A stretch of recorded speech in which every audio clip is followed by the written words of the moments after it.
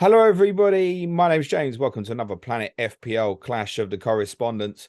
We've got a double game week coming up, and I've got our two correspondents doubling in game week 22 here with me today. We are pre-recording on Monday, which feels particularly important to say, just because it's transfer deadline day when you're listening today. Let me first introduce you to our Manchester United correspondent, Gary Robinson. How are you, Gary? I'm good, thank you. How are you? Yeah, very well. Thank you, mate. And our Leeds United correspondent, Andy Martin's in. How are you, Andy? I'm well, James. Thanks for having me again. You're very Appreciate it. welcome, mate. Right, I'm going to do this a bit different to normal ones. We're going to get straight into the FPL stuff. Gary, Marcus Rashford, triple captain, yes or no? Yes. Elaborate. Well, obviously things could change this week, but I just think from what I've seen, and obviously you and Sudge will be doing your Thursday chip pod, so I'll put a plug in there for you. Cheers, mate. But I think I just wonder whether we're going to get a better opportunity to captain a player who we knows he's maybe not the elite, he's not a Kane or a Salah, Haaland, etc. But this is someone who's got 170 points in a season a couple of times. He's in an unbelievable run of form. The fixtures are there for us now. We know for a fact it's Palace at home, Leeds at home. There's no, the European games, a week after the double ends, 8 days after the double ends. So there's no real concerns that he doesn't play the double. And I just wonder, we can wait for Haaland later on in the season or a Kane, but we don't really know what we're waiting for still. You might end up, Haaland will get a double, but it's unlikely to be two home games against, bottom half opposition. The Kane one in 29 looks like it might be all right. Arsenal probably get a few, but again, you don't know what you're going to get. Plus, you might want not triple captain. You might want a bench boost or free hit or wild card in those other weeks. Yep. This one's here. You don't need it for any of your other chips. It's staring you in the face. I think it's got to be done. I think. So you want me to triple captain the player that failed to score at home to Reading at the weekend? Is that well, right? only he was unlucky. That was another very odd offside decision. There was a dodgy VAR call. It's also slightly dodgy goalkeeping, worth mentioning as well. But so yeah, I think it's an option. As it stands, I think I'll be doing it. But there's obviously still nearly a week to go, and things. The draw tonight might change it, and it might become apparent that Haaland's double might look obvious in a week. But yeah, I think it's there for you now. You know for a fact what it is. Then you don't have to worry about planning your team. You don't have to worry about your free hit, all the rest of it. I think take the chance now. We have to say, obviously we're recording, and when you listen to this, you'll know the cup draw, and we don't at this moment in time. But I don't think there's anything in the cup draw that's going to make us say, yeah, definitely that game week 29. Because I think Arsenal probably will double in 29, having lost to City. But as you said, it might be that that's a natural bench boost week. It might be that people wildcard that week to bench boost 34, whereas this doesn't have that sort of problem. Andy, where do you sit on it? Have you used it? Are you using it? No, I haven't used it, and I am very tempted. I think the two fixtures that Manchester United have got are great. Like two homes against teams that can score against. And I think Manchester United will get like 5 or 6 goals across this game week in the two games. I think they've got the capability. You're full of fucking confidence about Leeds at the moment, then, or do you just rate Palace that badly? No, I mean it's both teams. I can see Manchester United at home getting 2 or 3 against both of us, and if you're thinking that Rashford's going to be involved with 2 or 3 attacking returns, you'd expect. So for me, I think I can't see Rashford not getting a double-digit return in the game week. And that's enough. Yeah, and that is enough. And if you're trying to go for more than that, then when's it going to be a better week than that? So I am tempted, but I'd also like to see the full picture of how the season's going to pan out. Like I want to get to like game week 28, 29 and know how it looks from here to like 38, and then have a time to assess it then and do it. And I've used the bench boost already, so I'm in a different. Like I can use it on a big double game week, triple captain, later down the line. Okay. Using bench boost. So I'm just thinking maybe just captain Rashford, take the medicine and wait and try and do it another week when people are bench boosted and go against that. But I would not put anyone off doing a triple captain this week. No way. You obviously triple captain suck. Did you get triple captain last year, Andy? No one can remember. Yeah, do I never mentioned it, has he? Every time I'm on here, isn't it? It's not every time you're on here, mate. It's every time you log into Twitter. For the benefit of those who are not on the Bird app and don't know Andy, yes, Andy triple captain Kevin De Bruyne for, was it the 90 points last year? Was it 90 Andy? points, and he got booked twice. Oh. Did he really? Well, I can't remember that. Is there any influence for you, Andy, in terms of it's against my team? Does that come into the thinking here, or is it? Can you remove yourself from that? Not particularly. No. I know where we are. I know where we stand. We're in a relegation battle, and it's not like it's against my team. I'm not going to do it. I put FPL in a separate box to my support of my team. So it's what it is. I'm not going to be happy when Rashford scores against her. But in FPL wise, it's what I'll do. But yeah, it doesn't bother me against the team. For you, Gary, is it the opposite? Is there the want to do it because it's a United player? No, not especially. No, I'd probably, all things being equal, I'd rather try and get it on Haaland and try and get, because he's liable in one of these matches this season to get 5 in a game, isn't he, or 6 in a game? So I'd rather try and get it on a Haaland double, but I can't see it's going to fall. So no, I'm not that bothered about putting a United player. I just think this is, strike while the iron's hot type of thing. Is this the best Rashford's played for United right now?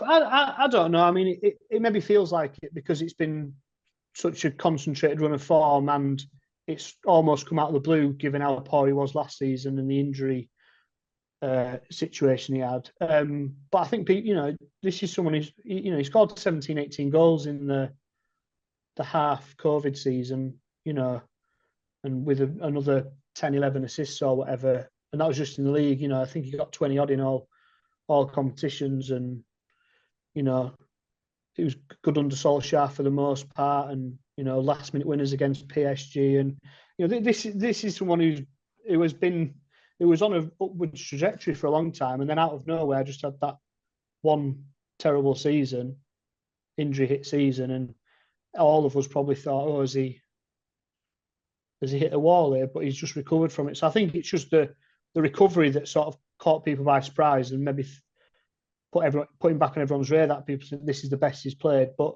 he's probably at a similar level to what he's been at before. I mean, this must be his best scoring run, I would assume, with sort of 10 in 10 type of thing. Plus goals at the World Cup always does your reputation. It's more memorable, isn't it? So yeah, it's certainly up there. But I think people are forgetting just how good he was pre-injury. Should we be concerned about that? That there's an injury record for the player?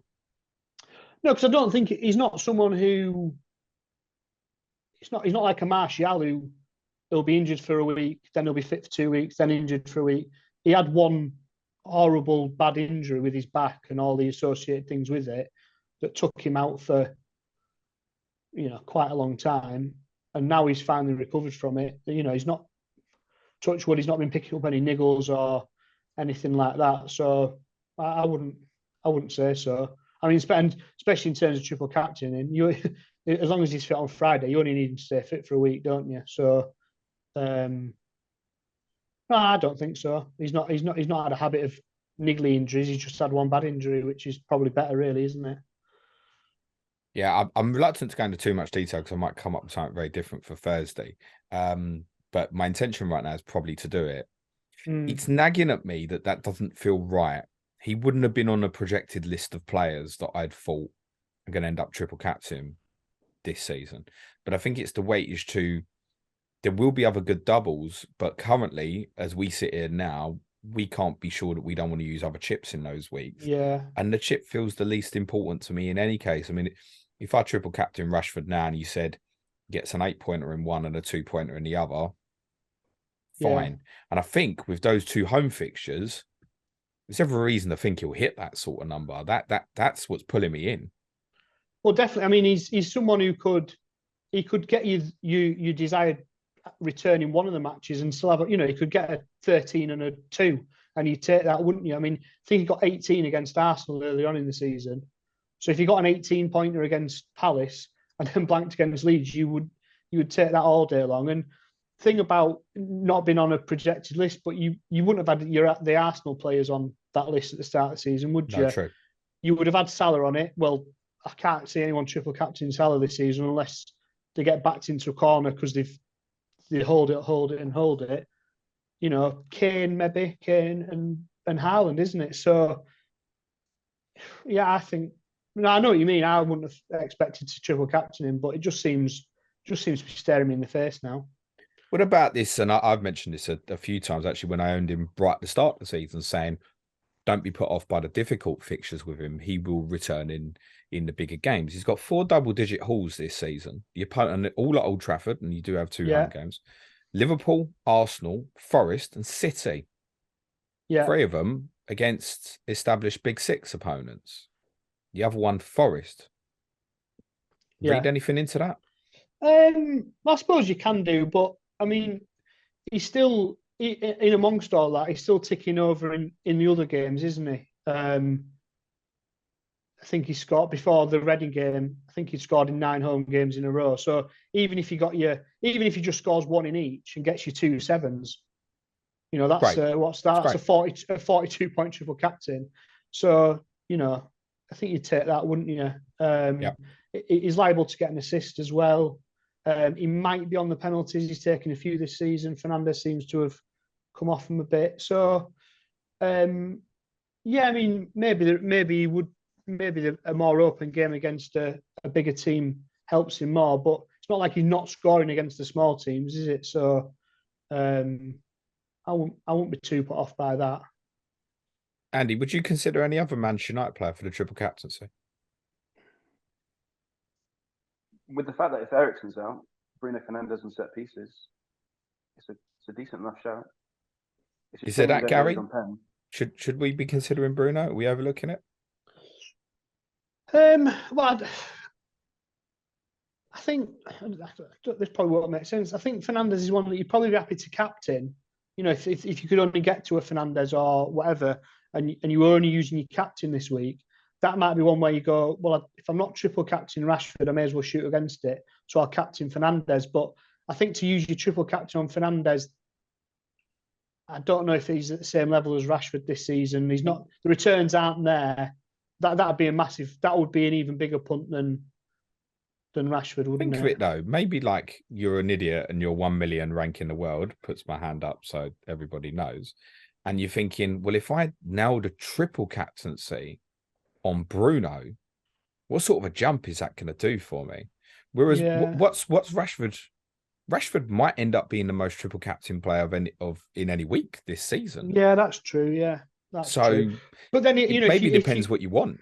Yeah, but then if you were going to punt, I mean, and you wanted a Fernandes style punt, there might be better weeks for that, mightn't there? You could wait for a Man City one and go on Alvarez and hope if Haaland's in the Champions League, or Son in Spurs' one if he's picks up some form. So I think if you're looking for a punt, I mean, look, it's not the worst idea, is it? But I don't know. I'd struggle to triple captain Fernandes. I think. To be honest, I've looked at various manoeuvres to try and get Bruno Fernandes in my team. I'm going to struggle to put him in. Never mind actually put the triple captaincy on him. So, no, I'm a bottle job FPL manager, so it'll be Rashford for me. Andy, should we consider any Leeds players for the chip here? I don't want to leave you out of the conversation, mate. No, it's fine. Not for the chip at all. If I knew our starting lineup, it'd be a help. So I think it's a minefield anyway. To go with triple captainship, no, you can't do that on any league. Just general captaincy? Could you make a case for a Rodrigo or another Leeds player this week? Not with the Manchester United fixtures, but they've got 2 homes and we've got 2 aways. Okay. Yeah, it's not a captaincy, but you got to be mad to put a captaincy on one of our guys ahead of a Manchester United guy. Really. Well, yeah. Whatever you say, triple captaincy legend. Gary, what United players have you got currently? I've got Rashford. I've got Martial, who's seems to have disappeared again, and I've got Luke Shaw, who is ill, and I've also got Cancelo to worry about now. So yeah, I've got a lot of I've got 2 free transfers, but yeah, got a lot of tinkering to do now. Luke Shaw is going to be all right, isn't he? We think if he's been ill, Well, you'd think so. I mean, he's not even been on the bench for the last 2 matches, but we've got a game on Wednesday, so hopefully you get a clue then, either a definitive answer from Ten Hag, or hopefully he's back on the bench for some minutes, and that'd give you a clue. But yeah, it's been quite vague on what's actually up with him, and for him not to have been on the bench, hopefully it's a precaution. But yeah, you think you'd probably want a bit of reassurance before Saturday. I presume you'll keep either way, though, won't you? Well, yeah, because I've got I've got the Cancelo issue to sort now, and I'll probably try and turn Martial into Fernandes, one way or the other. Now I think if Martial played 90 minutes on Wednesday, then I might just leave him in, but I don't think he will. I think he seems to be ruling himself out of matches, which is always a worry. I just think with Martial that even, let's just say he plays in the second leg against Forest, scores, gets 70 minutes, looks lively. Is he A, going to play Palace and Leeds? And then even still B, is he then going to play at Leeds the following Sunday? That's got to be unlikely, isn't it? That he'd start all 3 of those games. And it is worth saying for United, it is a 4-day gap. So, I mean, there are plenty of players that will play all 3 of those fixtures, no doubt about it. But with the competition with Weghorst there now as well. Oh yeah, he won't play. He won't play enough minutes. You won't want to buy him now. But just for me, if I could keep him, then I could concentrate on getting Arsenal doublers in for the week after, or fixing my Cancelo one and things like that. So if it allowed me to do that and keep someone in as a doubler on paper, I'd probably prefer that rather than switching Martial around, then just to have to try and find another Arsenal double the week after and things like that. But yeah, obviously don't be buying Martial this week. That's a certainty. But you're keen to manoeuvre this to get Bruno in, right? Well, I think now I've not had a proper look, obviously, because it's only this last hour or 2 that we found out. But if Martial's injured again or unlikely, the Cancelo money sat there, it's going to be quite an easy move around to get Cancelo and Martial and free up the money to get Fernandes. So I think that's probably what I'll do. Like I say, unless we see anything out of Martial that makes me prefer to go to an Odegaard or another doubler in 23. Andy, what Manchester United players have you got? I've had Shaw, Rashford, and Bruno since the restart. Okay, moving on. That's you're not doing anything with that, then, are you? No, exactly. Yeah, I mean, delighted how it's worked out. Lucked into this double game week as well as the 19-point haul from Bruno. So yeah, very happy. How many Newcastle players you got out of interest? Just Trippier. Okay, so you're not set too badly for game week 25 either. I guess because of his price, Bruno you'd look to move on, I take it, would you? Is that your thinking if Manchester United blank in game week 25? Yeah, I've got a few decisions to make because I'm thinking I could move White on to another defender this week so that I've got a free Arsenal spot so I can do Bruno to maybe Saka next week. And then Bruno plays Leeds again, so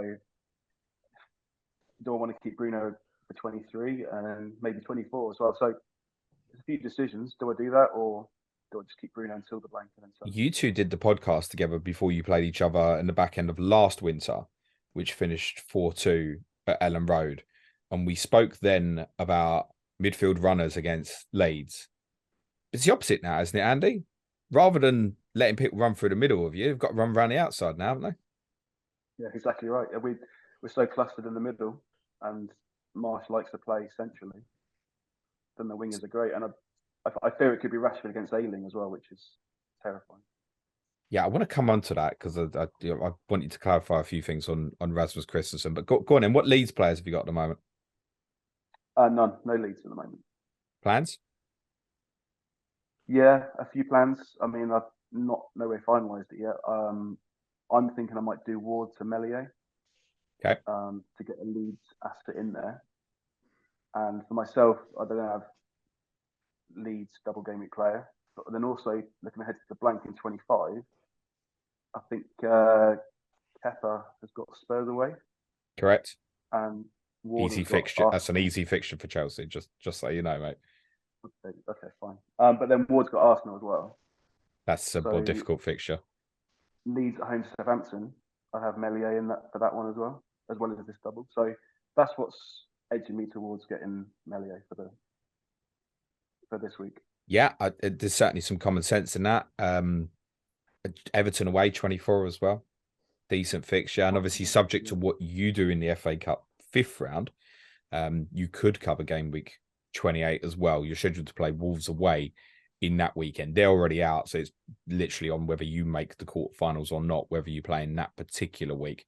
You do have fixtures yourselves with obviously United as a single 23, Chelsea away 26, Brighton at home 27 are not great. But then he's not costing the world, is he? I still have Kepa and Meslier. It'd be Ward to Meslier, so Kepa and Meslier would cover me quite nicely for all those weeks, really. So you'd play Kepa against Leeds in 26 rather than Meslier against Chelsea, I take it. Get you, and you an honest one. So Meslier is the most likely. What about the forward options? Have you considered any? Because you've got the luxury to, I know what you said about looking at Arsenal players as well, which is quite right. But with the 3 United you want on board, I think that probably is the best 3. You've got the luxury to look at it, haven't you? I have a bit. I've got 2 3s as well, and the one I'd most like to go to is Gnonto for myself. Yeah. I think he's the most reliable for minutes. It's a forward option rather than taking up a midfielder spot. So I think it's easier to bring in a forward at this stage because there's so many midfielders you can go for. And he's cheaper than, say, Rodrigo, for example. And you can bench him going forward and play like 3-5-2 if you want to. So I'm looking towards him. The only problem with me bringing Gnonto in is benching one of my other players, one of my other attackers. And that could be like benching a Martinelli or benching a Mahrez this week. And that's scary to do again. You never know. Pep might help you out with that, mate. Take the decision out of your hands. Hopefully, that'd be nice, Yeah, I would do it. If I knew Mahrez wasn't starting, that'd be great. But a lot looking at Gnonto. I'll give you an example. I could go Cancelo. We at the time of recording, we now think he's going to go to Bayern Munich on loan. I'd go Cancelo to Lewis. I go Mitrovic to Gnonto. Not got enough to go Andreas Pereira to Bruno Fernandes. That's what I mean. Like for me, it's just Bruno Fernandes just not going to work. And I've already got Rodrigo. So I'm not moving that on this week. Am I moving on Martinelli to force it? I'm only going to come back for different Arsenal players, for example, I think. De Bruyne is not going to go with the double coming the following week, I don't think. I could do the hokey cokey, but I've got other issues. And obviously Rashford is not going anywhere.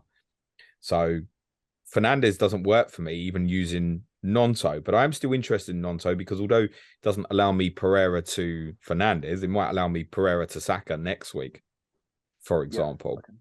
So, yeah, I am very interested in Wilfried Gnonto. What do you think about his long-term prospects of staying in the team, Andy? Anybody who saw the game at Villa would have been hugely impressed with him. And obviously, I still don't want to talk about a Villa game. To get 0 points from that Villa game is just, it still frustrates me so much that night. You want to let go? You want to? Yeah, I'll let it go. But... Obviously, Sinister has just come back from injury. Crescencio Somerville's been out. He's not a million miles away. And I guess one thing you are right to obviously say with Gnonto, okay, yeah, you can bench him in future weeks. But most people who get him will probably need him to play in 25 if the Southampton fixture goes ahead. Would you expect him now? Is he clear first choice for you? For me, he's the one that is first choice. And I worry about everyone else's minutes apart from his. I think he's been that good in the last month that Marsh will be under a lot of pressure if he leaves him out. He's been that good for us. And then everything goes down the left side towards him because he's been so direct. He takes on defenders and creating chances for us. I think he's absolutely brilliant, and he's the one over Rodrigo that will get the most minutes, in my opinion, for Double Gameweek. But it's also, we were saying similar things about Somerville before the World Cup.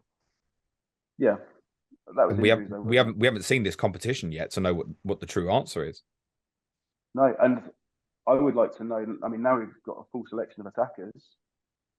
How Marsh sees it, because I think Bamford's looked good the last couple of games. I would expect him to go back as the number 9. Rodrigo probably still starts, but if Rutter's on the bench and Rodrigo is not performing that game, I can see Rodrigo coming off at half time for the options we have. So look, I've got Rodrigo. I'm not going to move it on. He's sitting there, right? No, But I think he starts. he's a definite sell for me in 23. Definite, I think, because I can see it's going to get complicated. It sounds like for a lot of the attacking players, it might be quite complicated. Obviously, Georginio Rutter played at Accrington and quite impressed on Saturday lunchtime. You're both right, and Gary was nodding his head away as well for the benefit of the audio listeners, that Bamford has looked quite impressive. He actually set up a lovely goal for Junior Firpo in that game as well. There's competition now up front there, isn't there? It's like you've gone from periods where you felt like Leeds don't have a forward to looking at it now going, it's 3 or 4 players who could play through the middle, for example.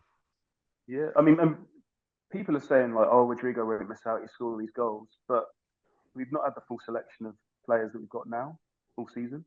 We've had Bamford injuries, Sinisterra has been out, other players here and there have had niggles and stuff. So Rodrigo has been starting, and I thought back in the summer that Rodrigo wasn't going to start, wasn't going to be the main guy. I thought if we'd have the full 11, it'd be Rodrigo that misses out, and Aronson would play behind Bamford. But now I'm not even sure Aronson starts. So, yeah, for me, Gnonto would be on the left side. I think the other 3-4 positions, the other 3 positions, It's up for grabs. could be 5 or 6 players. Yeah, I do. Do you think, just quickly on Rodrigo, do you think he'll start at Forest on Sunday, which is your first game? Yeah, I do. I do think Rodrigo starts. That's definitely enough for me to keep then. I think Forest that haven't lost at home since September in the Premier League, but that's enough. If you think he's going to start the first one, there's no consideration for me to sell him then when he could comfortably play 2. Just quickly, who'd be on the pens? Who's first choice penalty taker for you, Andy? Bamford. I think it's still Bamford, even though he's been out. If Bamford's not on the pitch, Because Rodrigo, isn't it? Rodrigo missed though recently, and he's missed a couple. I want to, because I was interested that Roba took a free kick. Yes. Free kick. And I wonder if he's like can take pens or anything like that. So it probably is Bamford and Rodrigo, but Rodrigo's missed a couple, so I'm not sure. Gary, who's taking yours? Because no one seems to truly know the answer to that, I don't think. No, I think it'd be Rashford. I'm sure he's taken our most recent one. But wasn't there something like Bruno won it and therefore so passing it on or something like that? Yeah, but I'm sure Fernandes didn't used to do that. I'm sure he used to win them and take them. So, yeah, I think it'd be Rashford. But you know, if Fernandes stepped up, you won't be surprised. Been quite fluid with them two for quite a while, hasn't it? Any Leeds players in your squad, Gary? No, none at the minute. But obviously, Gnonto's obviously on the short list now. And I was really impressed with Bamford on Saturday. I know it was a cup game against lower league, but I've always been a big fan of Bamford. I think he's such a lovely player, and obviously shame he's had all them injuries. But so I got half an eye on Bamford, but I think he's sort of 7-2, is he 7.5? And it's 7-2, yeah. Yeah, 7-2. So it's probably a bit of a punt, because if he doesn't get the Notts Forest game, then you're probably not that bothered, are you? So unfortunately, but yeah, I'd love to see him come back anyway, just for his own career. But yeah, I think it'll be. I don't think I'll go to. I like the idea of going to Melier for the strategy, but I've got a bigger fight to put out, so that won't be. And then yeah, the midfield options, I haven't got a spot for a midfielder, so yeah, it'd be Gnonto or Bamford or no one probably. I think if people were to go for Bamford or Rodrigo this week, the chances are it's 1 week. And that's fine. It's double game week. You can go and you can gamble it. I think particularly if you're saying you really think Rodrigo will start at Forest, if people just want to chain that on, they've got something and they're going Rodrigo 1 week, Odegaard for his double the next week, something like that, then I think that's perfectly reasonable if you've got the luxury to do it. Otherwise, I think it's probably skipping it. You'd need to have you'd certainly have Rashford in place, for example, I think, to go for a Rodrigo. Bamford really feels like you'd probably want to chain it straight on to something else, looking at the Manchester United fixture afterwards, I think, and insecurities about his minutes. What about, we've spoken about Gnonto, obviously, as an enabler, Andy. Sam Greenwood's 4.1 now. Yeah, I know.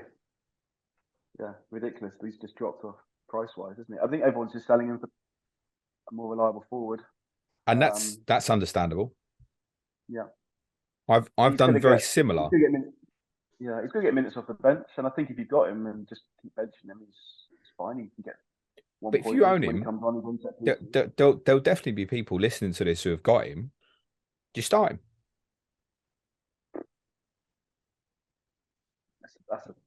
I don't think I start him, even though he's got a double. Who's Pereira? Who's Pereira playing for Fulham? Because that'd be the obvious choice for people. Chelsea away. I guess. So double versus Chelsea or Chelsea away. I'd probably play Greenwood, I think. Yeah, I would as well. If it's Pereira v Greenwood, I'd go Greenwood. Yeah. I know not everyone will have that dilemma, but Pereira like onto Matoma or something, but yeah. Yeah, I think because of that fixture to be a temptation, because when he gets on the pitch, he gets hold of a few of the set pieces and stuff, doesn't he, Andy? That's the point. Yeah, most set pieces when he's on, yeah, definitely. I think like if you had Bailey, for example, who's got Leicester at home and likely to play through the middle, you probably still pick Bailey. Would be my take. Or obviously there'd be a number now. I've got the Brighton assets, like you're definitely picking a Matoma over Greenwood at the moment, for example. But I think, yeah, that one specifically, maybe versus Pereira, did arguably be, you'd be gutted if something happened and he ended up starting both games and you've benched a player with a double, wouldn't you? How far away is he from the first team? Depends on McKennie, right? I think McKennie's going to find out today. So I guess that's going to push him to, I kind of guess, fourth choice in that position, isn't it? Yeah, where is third choice? I think he's going to drop down again to fourth, unfortunately. And I think he's been great when he's come on. I'd be gutted for him to not progress with us, because I think if you're fourth choice at his age, who's a decent enough player, he's not going to stay around for much longer, is he? Okay. You mentioned obviously getting Meslier. There'll be people who've got the luxury to look at a Leeds defensive and gamble it, Andy. What about your new man? You did briefly mention him, Max Wober. First choice, in your opinion? Yeah, first choice, definitely. What is he? Some people think he's going to be a left back. Seems to be covering at centre back at the moment. What is he? It was weird to see him centre back. I thought he was a left back. But even this weekend, I think he was playing more centre than strike with left side, really. So yeah, maybe just a guy that can play left or centre. We've got CotC suspended for Forest, so he might be in the centre again. With Why are you laughing? Who, me? Yeah, Robin CotC suspended at Nottingham Forest. But would you expect Wober to play both games? Yes, I would. Yeah, I think the two I expect to play defence both games are Struijk and Wober. Struijk's flagged at the moment. Is there any issue there? I didn't know he was flagged. Yeah, he's flagged. So's Cooper. Both according to the FPL website. Struijk's got a knock. Cooper's got a muscle issue. Yeah, Cooper might be back for the game at the weekend. I knew that, but I didn't know Struijk. I think Struijk will be fine. Okay. If you were buying one of the defenders, Wober? Wober, yeah. Okay. Because I saw that free kick. If he's taken direct free kicks, then yeah, fair enough. But you would prefer Meslier, would that be fair? Or does it just work for you? No, I prefer Meslier. I think we've been conceding goals for fun. We've been sloppy. I'd expect us to concede in both games. So if we do concede in both games, Meslier can still get 3 or 4 points against either team. So if there's no other returns, Meslier is outscoring the others. If you didn't have Luke Shaw, hypothetical for you, Andy. Let's say Luke Shaw's ruled out, or we haven't got enough information to make you feel that you could buy it, and I know that you own him at the moment. Would you buy Meslier over De Gea? Ooh, good one.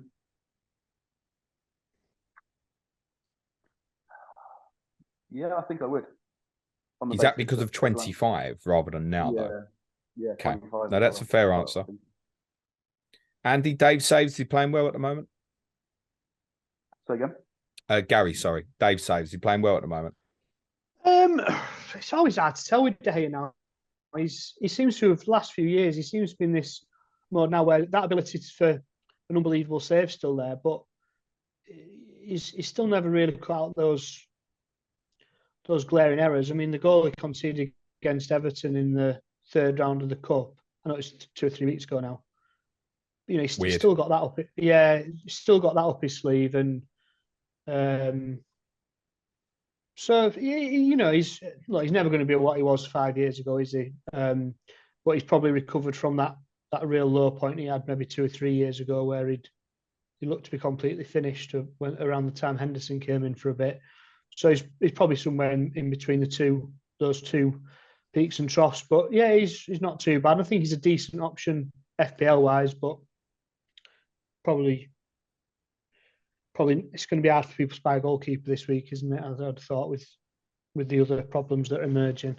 Well, Andy's got no problems, as he's proud to tell us, Well, which is why he's considering Meslier. Yeah.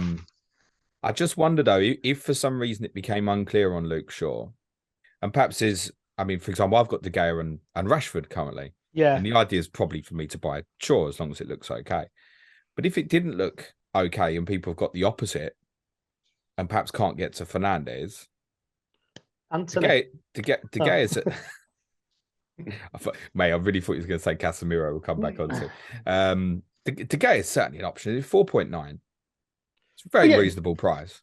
Of course, if it's an obvious path for you, and you don't want to use a spot on a striker, or you can't sell a midfielder to get to a Fernandes or whatever. I think it's an obvious option in. He's going to play every week. Got the double, but obviously you'd have to be wary of the 25 problem, because a lot of people will be sat on Nick Pope who might not play as well, and yeah, I don't think many people won't put themselves in a Pope and De Gea.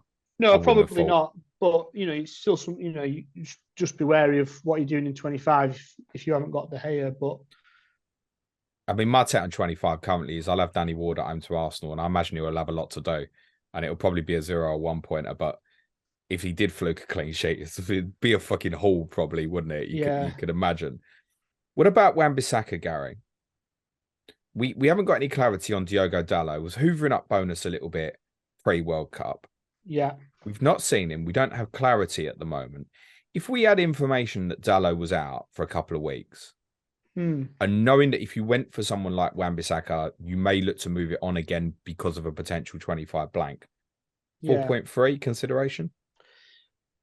I suppose at that price, 2 home games, you'd probably have to consider it, but I don't know. It doesn't feel great, does it? He's still not what United need, is he? I mean, I thought he was dreadful against Arsenal. But yeah, I mean, look, 4.3 would probably open a lot of other options for you, wouldn't it? And it might, if it helps you to get to a Fernandes, if you can do something like Cancelo to Wan-Bissaka, then that might free up, a 6 million to Fernandes. So yeah, I don't think it's the worst idea, but I think you need a plan for what you're doing in 23, 24-ish, because you won't want to be sat there for too long with it, especially as we go into that run of, after the second Leeds game, we're straight into a double-header against Barcelona, then a possible cup final in the middle of the Barcelona games as well. So you don't want to be sat on a Wan-Bissaka if you know that he can play. Dalot's coming back. Dalot's coming back. Or, with rotation, you might put Lindelof at right back, or yes. which Ten Hag I don't think has done yet. But Lindelof has played a decent. Well, he played Malacia there at Fulham, didn't he? He didn't go well. No, so there is. I still don't think Ten Hag really fancies Wan-Bissaka long term, and you wouldn't be that surprised if Lindelof came in, or Dalot might be back. So I think you can go to Wan-Bissaka if it frees up other options for these 2 upcoming doubles, but you'd want a plan to know where you're going after it. If you had to buy Casemiro or Antony this week, who would you buy? Antony. You would generally pay 2.4 more. Well, yeah, because I think buying Casemiro. I mean, he'll play both matches, and he's an absolutely unbelievable player. But I think I'd prefer the upside of Antony. And if Eriksen's injured, then that lessens the likelihood that Fernandes plays out wide in an advanced role. Sancho doesn't appear to be 100% fit yet. I don't think he played any minutes on Saturday. So you're probably going to get best part of 180 minutes out of Antony over the double. The returns aren't there from the FPL side of it, but if you look in the cup games we've played this month, I think he's returned in all 4 of them. So it's not like he's completely out of form. And he's having a tough time of it, but he's not hiding. He always wants the ball. I don't think his confidence ever takes knock. He reminds me a bit of Nani in that he can look dreadful and then score a worldie. So the upside's there. And look, how often have we seen it where someone who's not done anything for weeks and weeks, then in a double, 19-pointer. So if you get Casemiro, you might get 2 5-pointers. But if you get Antony, you might get a 1 and a 17. So what you're telling me is don't expect Casemiro to score twice every week like he did against Reading at the weekend. No, I mean, the first one was an absolutely unbelievable goal from a great pass from goal. Antony. Yeah, great pass from Antony. The second one's a deflection, and I don't know what the keeper's doing. And there is a price difference, isn't there? If you've done another transfer and you've got everything you want, and all you can afford is what's Casemiro, 5 million, is he on the nose? If you can only afford 5 million, then it's not the worst idea. But Antony's got 3 attacking returns in the Premier League this season. Casemiro has 5. Yeah. No, I know, but who's going to get the most this? I mean, I wouldn't fucking buy either, to be totally No, honest. I don't think I would. I think you go for Fernandes, Rashford, and then sneak whichever defensive option you want. But yeah, but when Antony gets to 19 points now, at least I can claim it on here. Okay, we're going to remind you didn't claim it with Casemiro Halls, I think I should imagine. Yeah. What happened, Andy, with Rasmus Christensen? Because I watched him at White Hart Lane in game week 16, and I thought he defended really well. I know you lost 4-3 that day, but he defended really well. I thought he defended really well at Anfield when I saw him a couple of weeks earlier as well. And we seem to have just suddenly got in a position where Luke Ayling's playing again. What's happened there? And what's the reason for it? Because I've heard a lot of Leeds fans say, Christensen's form was terrible and stuff. You guys obviously watch your team more than I do. What's happened? He has been terrible. I even thought in the Spurs game he was a bit rash and a bit aggressive, and perhaps it was needed that game. But I think he causes too many issues. I think he overtries stuff. He loses possession quite easily, and is quite aggressive in what he does, which is part of his nature, which is making him a defender and decent enough defender to get in the Premier League. But I would prefer us to see a new right back come in. I don't think Ayling or Christensen is the future. When you got him, we read all these numbers last summer about he was going to be this really offensive right back, and the positives I saw in him was some of his defensive work. Actually, is Luke Ayling not rash? Then would probably be the question I'd want to follow up on that with. Both are, yeah. So wait, is it down to a leadership perspective? Is he captain the team when he's playing at the moment, Ayling? No, it's been Rodrigo's been captain. Wow. Okay. Ayling got that screamer last season, didn't he, at Old Trafford? Well spotted, Gary. Great way to get a 6-1 result into the conversation. Well done, mate. Yeah. We know you only scored 10 league goals against Leeds United last season, Gary, but that was against Marcelo Bielsa's Leeds rather than this one. We wouldn't consider a Luke Ayling or anything, would we, Andy? But you think he'll stay in the team, I guess, now? Again, it could be either of them. I think it will be Luke Ayling. But again, yeah, he can't go there. And I'd like to see get another right back in. Okay. How's the vibe for Jesse, moving off the FPL stuff? How's the vibe for Jesse Marsh at the moment? On a knife edge, I think he needs the results quickly. The recruitment team have done well this January, so no more building the team. We've got the team now, so there's no more excuses. We've got full strength. We've made the signings. The recruitment's been good. The players are still playing for him. They're still, everything is Agree with that. working well. Like the coaching's good. It's now the results. If the results don't come, then the fans are going to turn quickly. It's on a knife edge right now. Is there any chance that he's not manager at Old Trafford next week? Oh no, he'll be manager. Yeah. Even if he went to Forest and lost, say, 3-0? There'd be big pressure. Again, the pressure would come. But if we put in performances like we have been doing all month, the whole of January, I think we've played really well. And I think we've been really unlucky. If you look at the results we've had, not to pick up more points. I thought we could have beaten Brentford. I thought perhaps we edged it against Brentford. I thought against Villa, we're a better team. So I think if we keep playing like this, and now we've got the full strength, players are behind it, the fans are going to be supporting the team. They're not going to be booing the team at the moment. So as long as we get a couple of wins before, say, like 25, I mean, that Southampton game at home in 25 is crucial. Forest, if we can get just a point at Forest, it keeps us ticking over. That's where we need to be. So if we get like 5 points before game week 25, then it's just going to keep ticking along. And I think if we can extend the gap slightly to the bottom, then it'll be fine. Are you worried about going down? Not with the signings we've made and not like the way we've been playing. There's also always a possibility. And I just need the results to come. I mean, one win is just makes such a big difference when you're down there. If we can just get one win, it just puts so much breathing space between us and the bottom. And we need that to come soon. Otherwise, yeah, we will start to be worried. Yeah, is it 1 point above it? Are we? I know we've got a game in hand, but I tend not to look. I mean, I probably should look over my shoulder at it, no, but I've not looked down there for a while, Andy. I think it's 3 points between us and bottom of the league.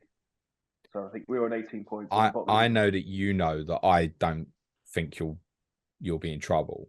Could I just ask, Andy, who's signing the players at the football club? Is that down to the manager, or is it all people above him? No, it's not the manager. Jesse March is very much the coach. So the fact that you spent all this money this month wouldn't make a difference from that perspective. It's Radrizzani is the guy that's getting all these players in. He's got contacts and he's got a lot of contacts in football. And especially but it's got to be influences in some of the players that he's bought, like the guys from Salzburg and stuff like that. Sure. I mean, they're bringing in players that think they can work well with Jesse Marsh. But I don't think that Jesse Marsh has had much to say over it. Yes, he'll probably get put in, but it's the recruitment team that are doing the legwork. But Gary, neutral thoughts on Jesse Marsh? Yeah, I think he's a he comes across as a really, really good person and that, but I can't work out how good a manager is. He kind of reminds me of Hasenhüttl in a way that he seems to have strings of results where you just think these are terrible, and then he'll pull a win at Anfield out of nowhere, and then seems to fall off a cliff for another month. I'd be surprised if he's there at the start of next season, even if they stay in the Premier League. I don't know how long term he is. I know you've got big American ownership, and obviously there must be links there, but I can't see him sustaining it, and I don't know. I mean, obviously Andy knows better than I do, but I feel sorry for Marsh because I think he gets very harsh treatment because he's American, and I think people use that to take the piss out of him off the bat. But equally, some of just the runs results you go on and the goals you still concede, and you'd have thought taking over from Bielsa, one of the obvious things to fix would be try and solidify a bit and become a bit more dull and boring, and he doesn't seem to have really attempted that, which is fair enough. Until Wober come in, the only thing that he's had additionally was Christensen at right back, which it sounds like it hasn't worked. And from what Andy's saying, it's from above him in terms of the transfers anyway. You bought a lot of attacking players, Andy. You ain't bought many defensive players. No. So you're still working with respect. A lot of those players were made to look good because of Bielsa. Yeah, completely right. I know we're looking for a centre-back still. There's been a couple of names I'm not that familiar with, but we're looking to get a centre back because Llorente looks like he might be going. It's going to Roma. Read that this morning. Yeah, he joined that with Mourinho. Llorente's not worked out for us, so maybe another centre back does come in before the transfer window shuts tomorrow. But yeah, I'd like to see another more defensive because people like Cooper and Ayling, I don't think they're Premier League standard, even though I really like them. But if we went down, yeah, they're good in the Championship, but Premier League standard, stay in this division now, not particularly. Have Maguire on loan. I don't think he'd come to us. But, I'll tell you what, that is not the worst suggestion I've ever heard. Yeah, it's true. And Andy wants Harry Maguire at Ellen Road. Yeah, I'm sure. As loan moves go, I'm not sure if Manchester United Leeds at this moment would be quite on the table. But you have done some business, haven't you, Daniel James, for example? So maybe that's not impossible on deadline day. Do you think it'll go just quick, Gary, before deadline day, Maguire? No, he'll go. We'll sell him in the summer, but he'll definitely stay for the rest of this season. We've got too many games, haven't we, coming up? So, no, I think he'll go in the summer for and that'll be it. But no, we won't lose him in this window. What's the expectations of all these games now? And could it almost be the downfall from the season a little bit, especially if you beat Barcelona, for example? Well, if you're looking at downfall of the season beating Barcelona, I think they'd have to wake up a bit. Some of these players, they're on by Man United standards, they're on the longest trophyless streak for 40 years. So, if they're getting worried about beating Barcelona, then they probably shouldn't be at the club. Let me phrase it a different way. Would this season now be a disaster if it ends without a trophy? Let's say you finish fifth, just hypothetically. Yeah. You finish fifth because congestion becomes too much. Your eyes get focused somewhere else, and you don't win a trophy. Is that a disaster? Fifth and no trophy is a disaster. Yeah, that would be an absolute disaster because, as it stands now, United should be finishing top four comfortably, and not necessarily because of how good we are. Chelsea look done for this season. They might be building a good squad coming up, but they're not going to get that back this season. I mean, Liverpool looked absolutely abject yesterday, so I can't see them finishing top four. You'll know more about Spurs than I do, but that looks pretty rocky, doesn't it? We're coming for you, Gal. Possibly so, but we're not. No, I just think, given the position we found ourselves in, some of it down to ourselves, but a lot of it's down to other clubs going off the boil.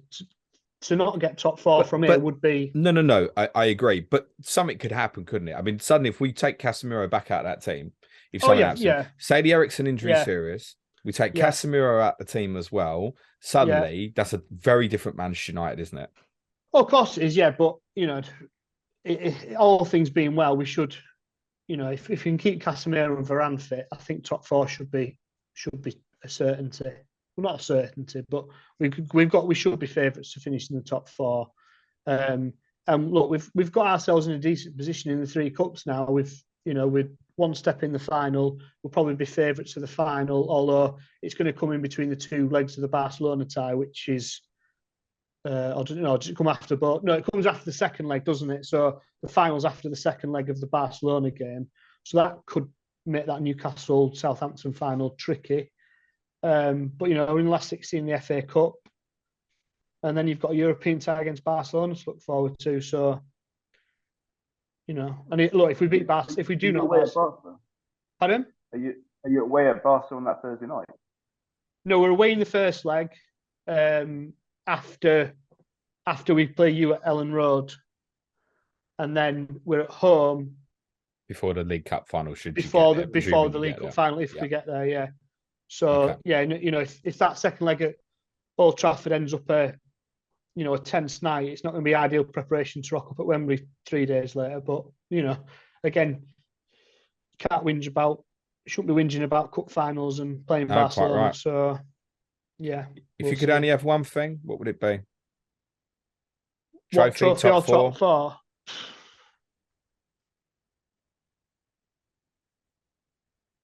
Well, can we win the Europa League and then get both? No, one trophy or top four. Any trophy. I'll mind you. I suppose if you win the Europa League, that puts you in the Champions League. That's what I'm saying. Yeah, that's what I was saying. Yeah. So it's that. Yeah, that'd be the ideal scenario. Yeah, because then you don't have to take the Mourinho way out and bottle the league.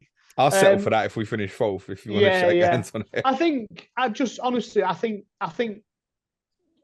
think this season they should be able to now finish top four and have a good run at least two of the three cups now. And look, if they get beat by Barcelona, who look somewhere near decent again, the top of the league, aren't they? They don't concede any goals. So, but if you lose to Barcelona over two legs, that's no great upset. There's no room for worry there. But we should be able to have a go at the two domestic cups and still finish in the top four.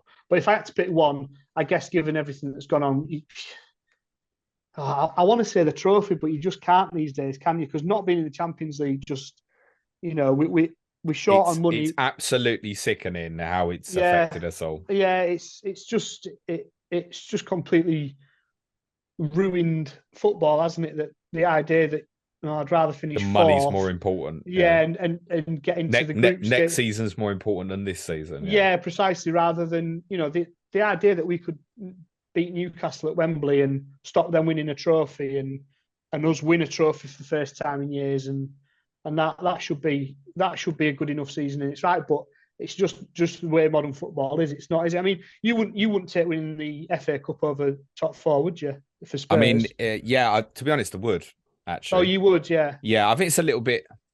There's more pressure on your club than there is ours. What I would say is, like, emotionally, yeah, but I also recognise it's more important that Tottenham finish top four. Yeah, and win a trophy. People go, you ain't win a trophy. That's fine. But emotionally, it's gone on long enough where I want to win a trophy. So personally, this year, I'd rather take FA Cup plus as well. I think probably got a different manager next year, so the project starts again and stuff anyway. So for me, it would probably be take the trophy now. But I know for the football club, it's way more important to finish in the top four. I don't think, to be fair, Gary, I don't think anybody particularly thinks at the moment you won't finish top four unless the fixture congestion becomes a major issue and you suffer injuries. Otherwise, I think people do. Have you given up on the title? Yeah. If for us to have had any chance, we had to hold on against Palace, and we had to go to Arsenal and win. And it's an 8-point swing, isn't it? Yeah, we were maybe a little bit unlucky against Palace, but I didn't think I thought we were a bit tepid towards the end, and we got a lot of praise for the Arsenal game because it's 3-2 and end-to-end. But I thought Arsenal beat us pretty handily, really. So a bit disappointing in that. And we didn't have Casemiro, so would that have made a difference? But yeah, the title, that brief flicker of a possible title challenge has gone, I think, because we haven't got Arsenal to play again now either. So we haven't got any games where we can directly influence them. So you haven't got to play City either. No, so that, I mean, in terms of the top four, that's good because in theory we've played the four hardest games we can, but in terms of a title challenge, you'd almost rather have them still to play because you can reel them in. Turn them into 6-pointers. But yeah. Okay, cool. Andy, did you want to do a bit on strategy or not? It's entirely up to you. That's fine. No, that's fine. All right, suit yourself. Love you both. Gary, I'd ask you where everyone can follow you on the Bird app, but I take it you're still not on there at the moment. No, I've got rid of it. Yeah, so I can't see Andy in his porridge pictures anymore, which is a great shame for me. But I'll send them to you, Gary. I'll send them to you privately. No worries, thank you. Do I have to pay for them still, or are they free still? Still free. Lovely. You can all find Gary on our Slack if you're a patron. Andy, your follow account obviously is growing. Where can everyone follow you and porridge and bathrobes? And I mean, I've become a parody of myself, really. But you can follow me at FPL_tactician. I think you become a parody of a parody of yourself, to be totally honest, Andy. But we love you for it, mate. Thank you.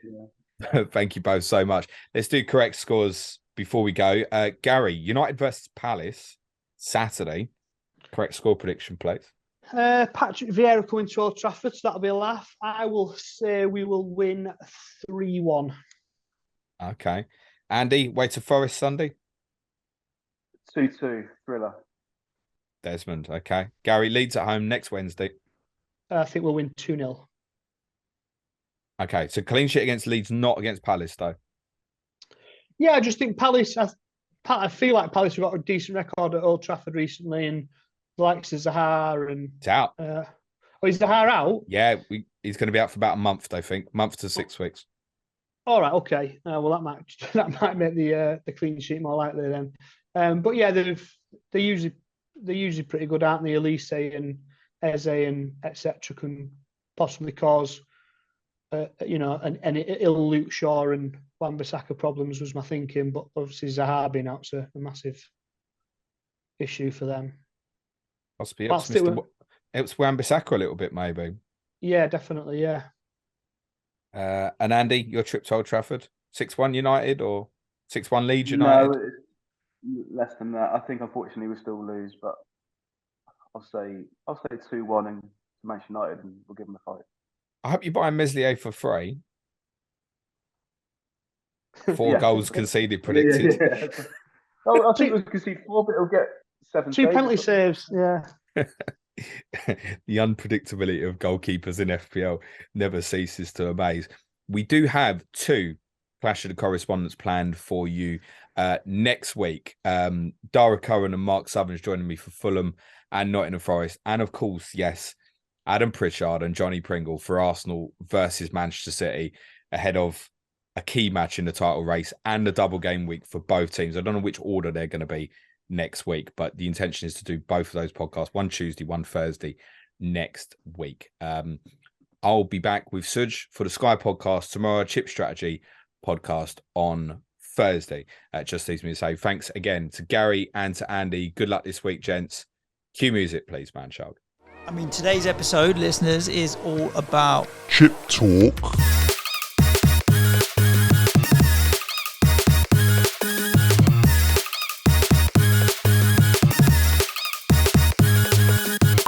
This podcast will bang.